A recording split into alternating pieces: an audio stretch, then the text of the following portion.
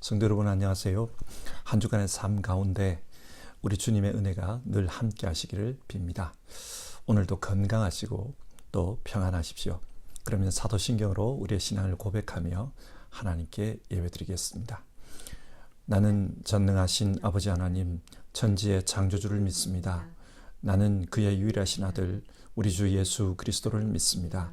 그는 성령으로 잉태되어 동정녀 마리아에게서 나시고 본디오 빌라도에게 고난을 받아 십자가에 못 박혀 죽으시고 장사된 지 사흘 만에 죽은 자 가운데서 다시 살아나셨으며 하늘에 오르시어 전능하신 아버지 하나님 우편에 앉아 계시다가 거기로부터 살아있는 자와 죽은 자를 심판하러 오십니다.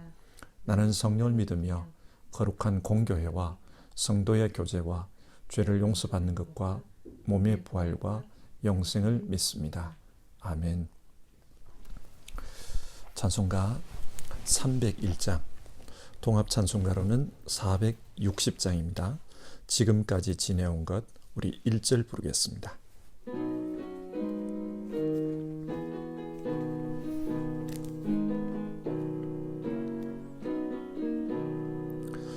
지금까지 지내온 것 주의 크신 은혜라. 한이 없는 주의 사랑 어찌로 말하랴. 자나깨나 주의 손이 항상 살펴주시고 모든 일을 주 안에서 형통하게 하시네. 오늘은 하박국 2장의 말씀을 살펴보겠습니다. 하박국서 2장입니다. 읽는 것은 2장 1절에서 4절까지의 말씀을 읽겠습니다. 내가 초소 위에 올라가서 서겠다. 망대 위에 올라가서 나의 자리를 지키겠다. 주님께서 나에게 무엇이라고 말씀하실지 기다려 보겠다. 내가 호소한 것에 대하여 주께서 어떻게 대답하실지를 기다려 보겠다. 주님께서 나에게 대답하셨다. 너는 이 묵시를 기록하여라. 판에 똑똑히 새겨서 누구든지 달려가면서도 읽을 수 있게 하여라. 이 묵시는 정한 때가 되어야 이루어진다. 끝이 곧 온다는 것을 말하고 있다. 이것은 공연한 말이 아니니 비록 더디더라도 그 때를 기다려라. 반드시 오고야 만다. 늦어지지 않을 것이다. 마음이 한껏 부푼 교만한 자를 보아라. 그는 정직하지 못하다. 그러나 의인은 믿음으로 산다. 아멘.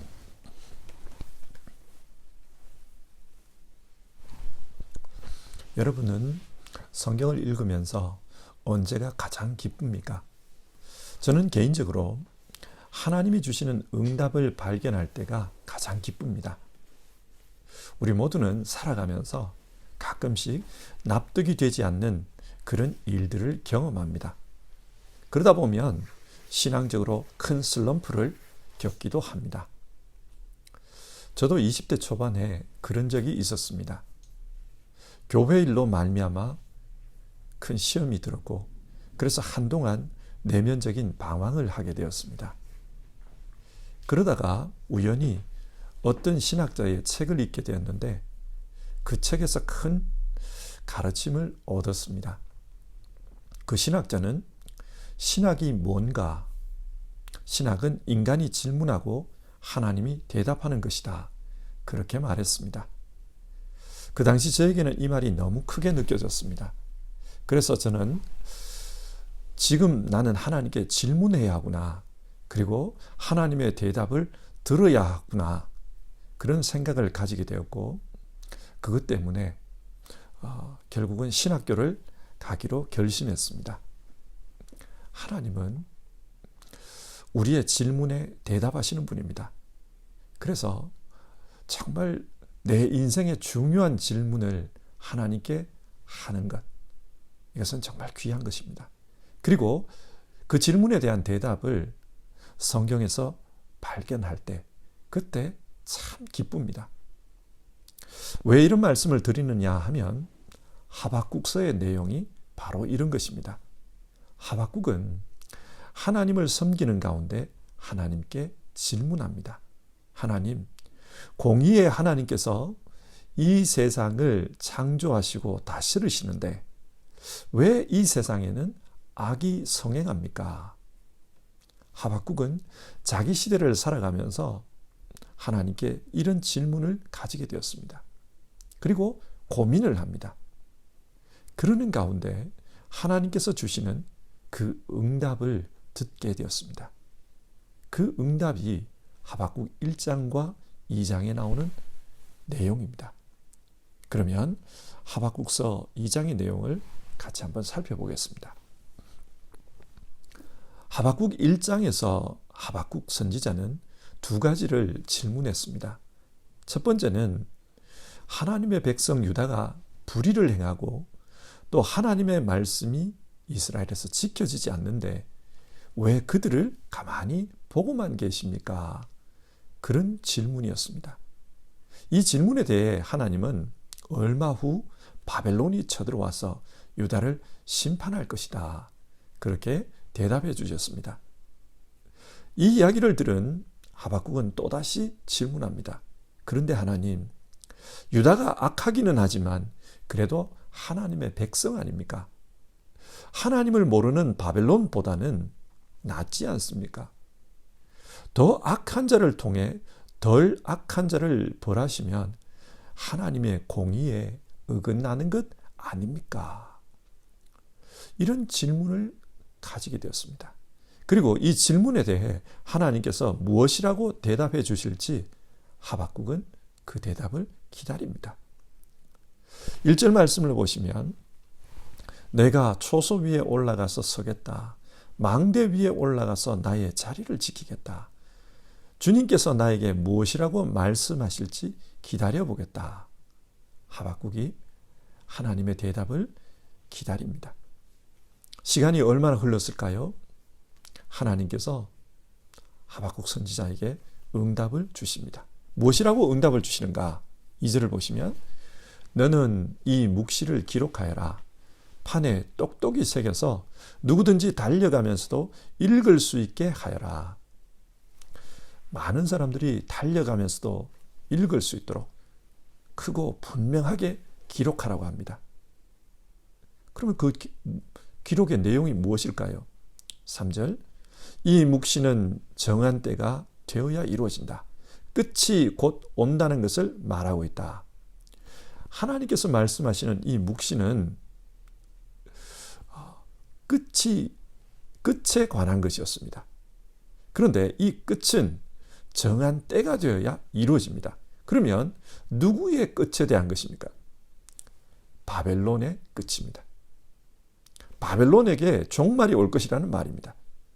그런데 이 종말은 지금 당장 오는 것은 아니라고 합니다. 그래서 기다려보라. 기다려보라. 계속해서 3절 이것은 공연한 말이 아니니 비록 더디더라도 그 때를 기다려라. 반드시 오야 만다. 늦어지지 않을 것이다. 반드시 끝이 올 것이라고 하나님께서 말씀해 주십니다. 그러면 바벨론은 왜 종말을 맞이하게 되는가? 4절을 보시면 마음이 한껏 부푼 교만한 자를 보아라. 그는 정직하지 못하다.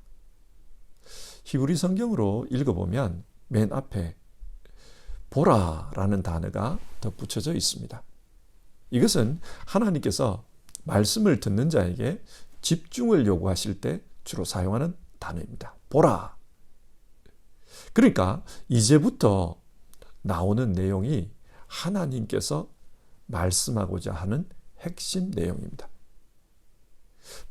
바벨론은 마음이 한껏 부푼 자, 교만한 자, 정직하지 못한 자입니다.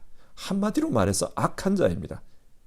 그러므로 하나님의 심판을 받을 수밖에 없다. 그래서 6절부터 20절까지 바벨론이 심판을 받을 수밖에 없는 5가지 이유가 나옵니다. 그 내용을 간략하게 살펴보면 첫 번째로 6절에서 8절, 바빌론은 너무 폭력적이기 때문에 하나님께서 바빌론을 저주하실 거라고 말씀합니다. 두 번째는 9절에서 11절, 바벨론이 사람들을 학대하면서 부당한 이익을 취하기 때문에 그들을 저주하신다고 합니다. 열방의 여러 나라들을 학대하면서 자기들의 이익을 추구했다. 그래서 저주받을 거라고 합니다. 세 번째는 12절에서 14절, 바빌론이 교만하기 때문에 저주를 받을 것이라고 합니다. 바빌론은 크고 견고한 성으로 둘러싸인 도시였습니다. 그래서 그 성이 크고 견고하기 때문에 우리는 망하지 않는다. 그렇게 교만하게 행동합니다. 하나님은 그 교만을 꺾으시겠다고 말씀합니다. 그리고 그 일을 통해서 물이 바다를 덮음같이 하나님의 영광을 아는 지식이 온 땅에 가득하게 하겠다. 그런 말씀을 합니다. 네 번째로 15절에서 17절, 바빌론의 타락상에 대해서 말씀하는데요. 하나님은 이 바벨론을 술 취한 자, 또 그 술에 취한 이후에 술주정꾼이 부리는 추태, 그걸 통해서 바벨론의 타락상을 말씀합니다. 이렇게 타락했으니 그들은 심판을 받을 수밖에 없다. 그 말씀이죠. 그리고 다섯 번째로 18절에서 20절, 바빌론이 얼마나 우상을 많이 섬기는지 그 우상 숭배에 대해서 심판하겠다. 그렇게 말씀합니다. 자, 이런 바빌론의 죄악상을 볼 때 그들은 심판을 받을 수밖에 없습니다. 그런데 왜 하나님은 이런 바빌론을 세계 제국이 되도록 그렇게 만드셨을까요? 사실 바빌론은 하나님의 회초리였습니다. 악을 행하는 유다를 심판하기 위해서, 또 열방을 심판하기 위해서 하나님께서 사용하신 도구였습니다. 그런데 이 바빌론의 죄성이 처음에는 잘 보이지 않았어요. 하지만 바벨론이 제국이 되고 힘이 점점 강성해지자 그 죄성이 적나라하게 드러납니다. 그래서 바빌론은 아시리아를 몰아내고 중동의 패권 국가가 된 지 채 100년도 되지 않아서 페르시아에 의해 망하고 맙니다. 하나님께서 하박국 선지자에게 그들의 종말을 보라 말씀하신 그대로였습니다. 하지만 이 말씀을 받는 하박국의 입장, 그 하박국의 입장에서 보면 이 일은 그가 죽은 후 미래에 일어날 일입니다. 그래서 하나님은 이 일은 금방 오는 것이 아니다. 그러니 기다려야 한다. 사람들에게 이것을 기록하라. 그렇게 말씀하신 것입니다. 여러분, 하나님께서 선지자에게 왜 이 이야기를 기록하라고 하셨을까요? 앞에서 하박국의 질문은 악한 바벨론이 덜 악한 유다를 심판하면 그것은 정의롭지 못한 것 아닙니까? 그런 내용이었습니다. 하나님은 이것에 대해 하나님은 정의로 세상을 다스린다. 그러나 100년도 안 되는 짧은 시간을 살아가는 인간의 입장에서 보면 때론 하나님이 불의하게 보일 수도 있다. 그러니 이 말을 기록해서 나중에 정말 하나님이 정의로운지 정의롭지 않은지 그것을 살펴보라. 그 말씀입니다. 그래서 하나님께서 이 말씀을 기록하라고 한 거예요. 그렇습니다. 우리는 전체 역사를 보지 못하고 우리가 사는 동안 우리가 경험한 것, 그것만 봅니다. 그러다 보니 우리의 판단은 틀릴 때가 많아요. 마치 앞을 보지 못하시는 분들이 코끼리를 만지는 것과 같습니다. 어떤 분은 코끼리의 다리를 만집니다. 그러면 그 코끼리가 기둥같이 생겼다. 그렇게 말해요. 어떤 분은 몸통을 만집니다. 그러고는 코끼리가 벽처럼 생겼다. 그렇게 말을 합니다. 어떤 사람은 코를 만졌습니다. 코끼리의 코는 물컹물컹한 파이프처럼 생겼다. 틀린 말은 아닙니다. 그러나 옳은 말도 아닙니다. 우리 역시 이럴 수 있어요. 내가 본 부분을 가지고 하나님의 통치를 불의하다, 그렇게 말할 수 있어요. 그러나 전체를 보면 내가 판단한 것이 틀릴 수 있다. 성경 그걸 말합니다. 하나님은 이 세상을 정의로 다스리시고 이후에 어려운 시기를 사는 사람들은 그렇기 때문에 어떻게 살아야 하는가, 그것에 대해 말씀합니다. 하나님이 정의로 다스리신다. 그러나 어려움도 있다. 어려움 시기를 살 때는 우리가 어떻게 살아야 하는가, 그걸 말씀해 줍니다. 어떻게 살라고 하십니까? 2장 4절. 그러나 의인은 믿음으로 산다. 이 말씀은 신약 성경에 3번 인용되는데 로마서에 인용되는 바람에 굉장히 우리가 잘 알고 또 중요한 말씀입니다. 의인은 믿음으로 말미암아 살리라. 우리가 볼 때 이 세상은 불의해 보여도, 그러나 이 세상을 다스리는 분이 하나님이십니다. 하나님께서 다스리기 때문에 하나님께서 이 세상을 의롭게 마무리해 주실 것이다. 결국은 하나님의 의가 드러나도록 해 주실 것이다. 그것을 믿으며 사는 사람, 그 사람은 죽지 않고 산다.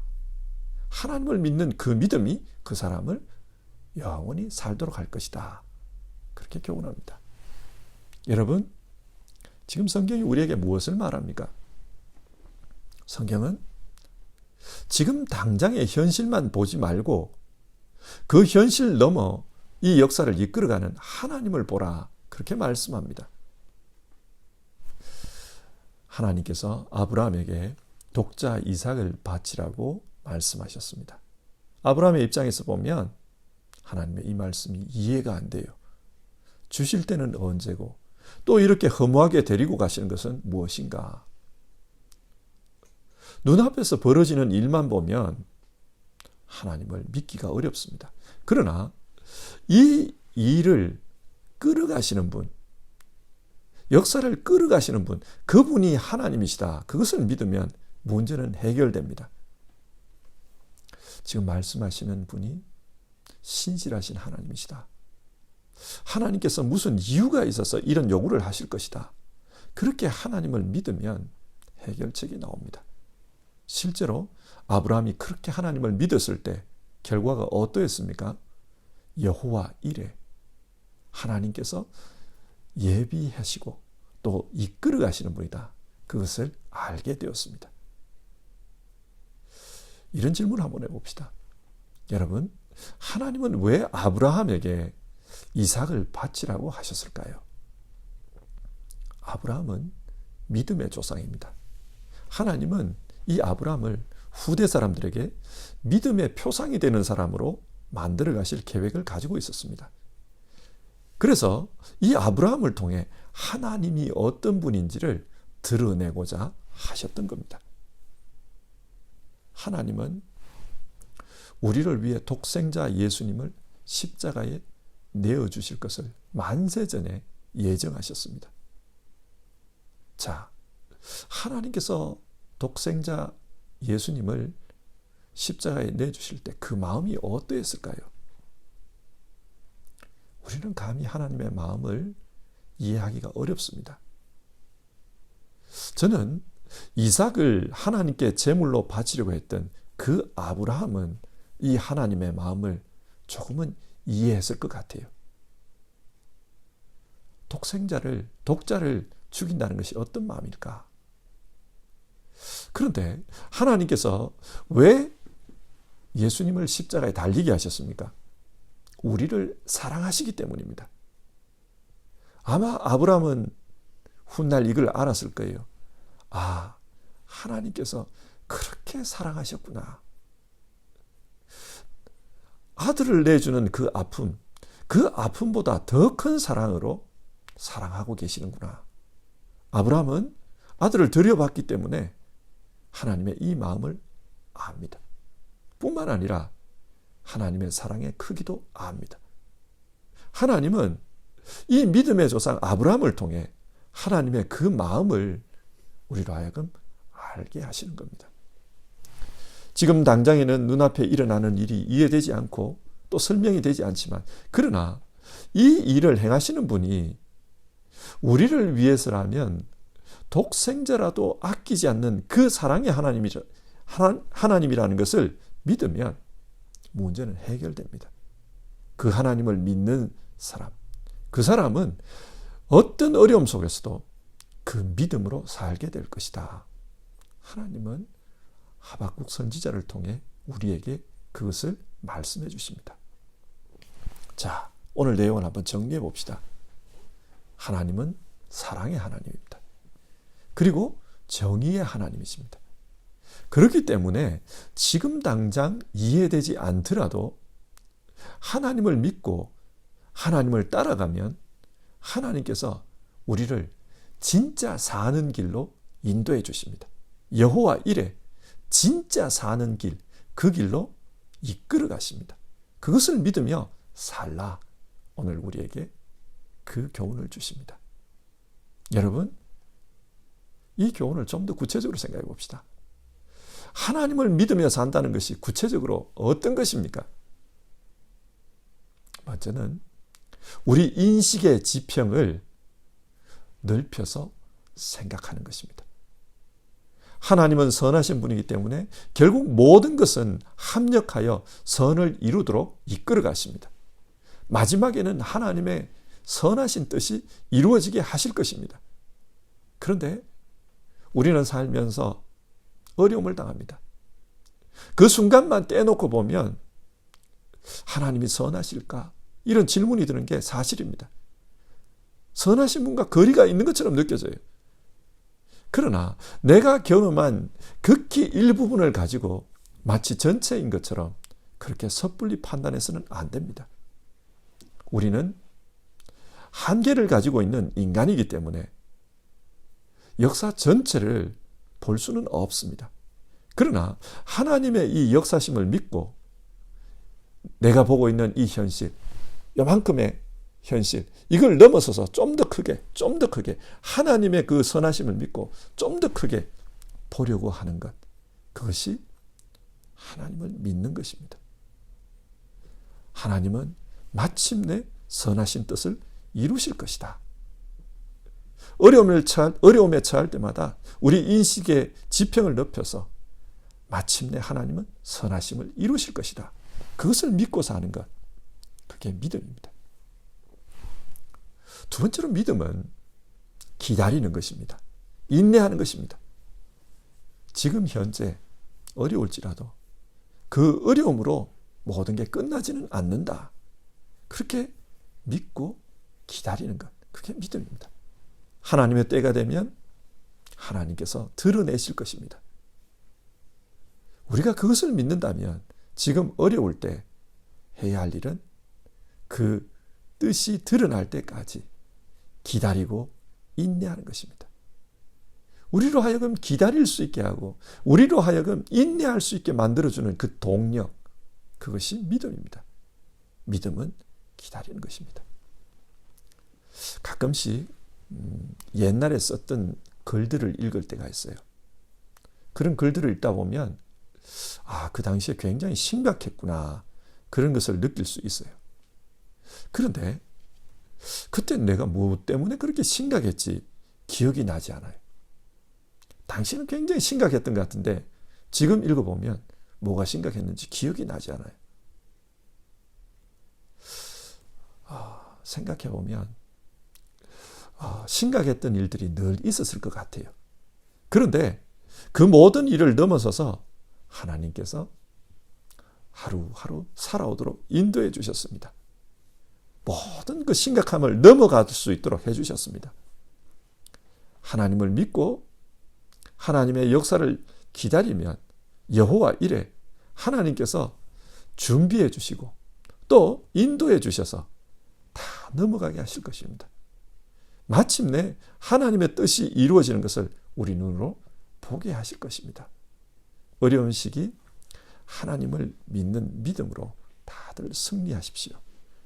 정말 하나님의 역사를 보는 모든 분들 되기를 우리 주님의 이름으로 축원합니다. 301장 3절 부르고요. 같이 기도하겠습니다.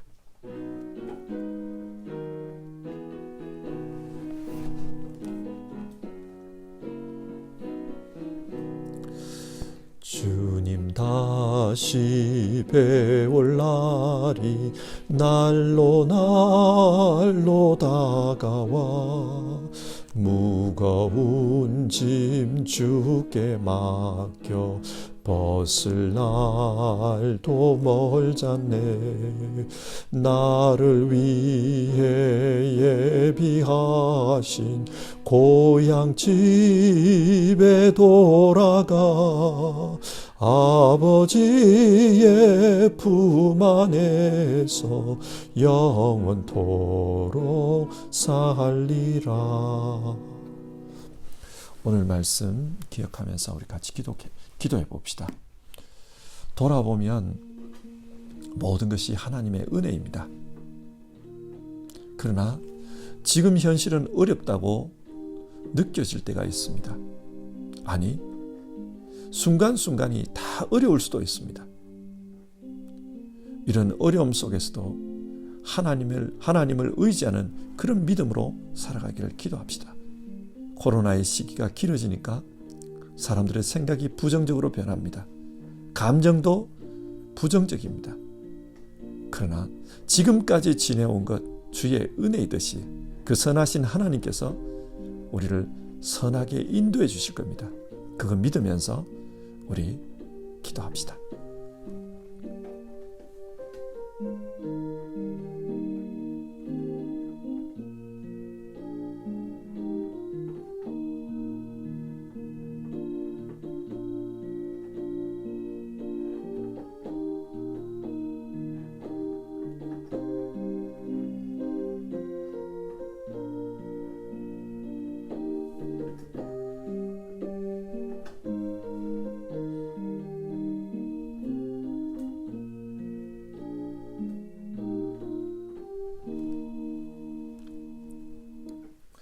사랑 많으신 하나님, 오늘 하박국서의 말씀을 통해서 어려운 시기 우리는 어떻게 살아야 되는가 그것을 생각하였습니다.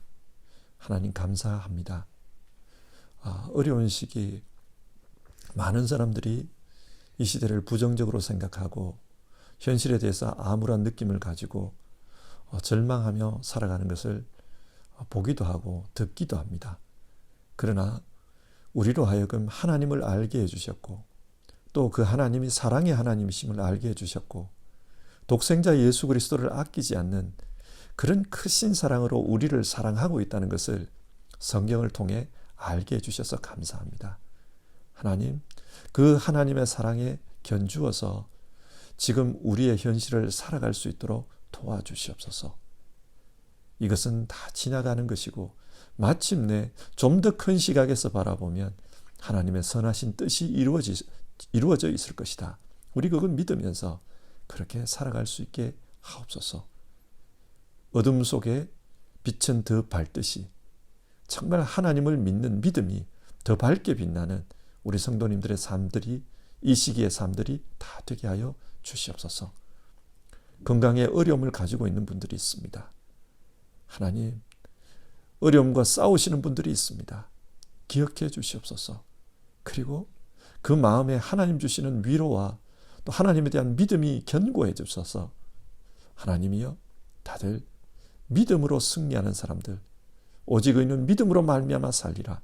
그 말씀을 몸으로 체험하는 사람들 다 되게 하여 주시옵소서.